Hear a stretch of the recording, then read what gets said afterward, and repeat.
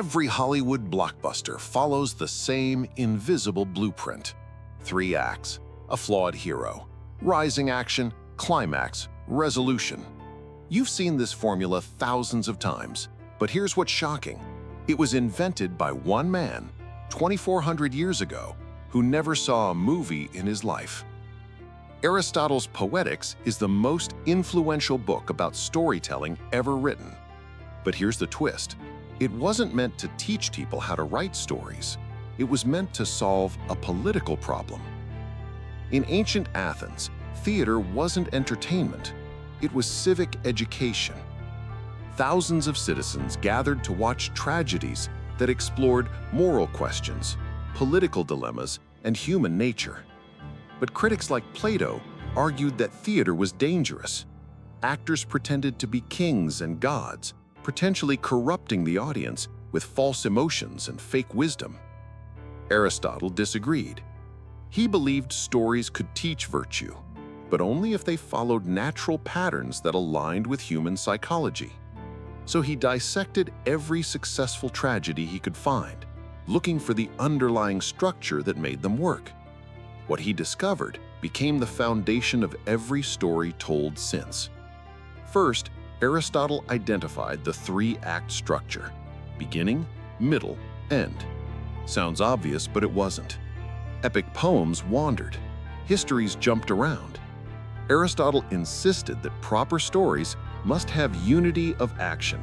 Everything must serve the central plot. Second, he defined character arc. The protagonist must be neither perfectly good nor completely evil, but someone with a tragic flaw, hamartia.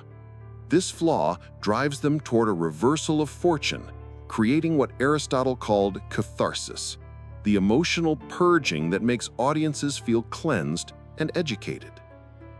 Third, he established dramatic conventions that Hollywood still uses: the inciting incident that launches the story, rising action that builds tension, peripeteia, the moment when everything changes, and anagnorisis, the recognition scene where truth is revealed.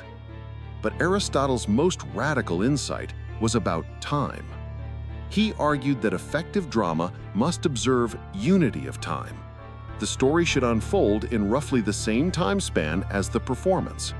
This created dramatic intensity that kept audiences engaged. Fast forward to 1979. Screenwriter Sid Field publishes Screenplay, which explicitly adapts Aristotelian structure for modern movies. Page 25, inciting incident. Page 90, midpoint crisis. Page 120, climax. Every aspiring screenwriter learns this formula. Today's Marvel movies, Netflix series, even TikTok videos follow Aristotelian principles. The hero's journey that Joseph Campbell popularized? It's Aristotle with extra steps. Save the cat beat sheets? Aristotle refined for contemporary attention spans. Here's what's remarkable. Aristotle wasn't trying to create a formula for mass entertainment.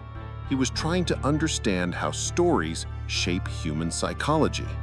He believed that experiencing fictional suffering could make people more empathetic, that watching characters make moral choices could teach audiences to make better ones. Modern neuroscience proves he was right.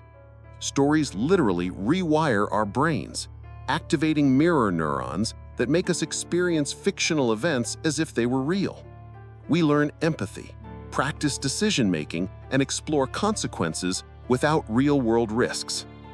Next time you're watching a movie and predict exactly what happens next, remember, you're not psychic.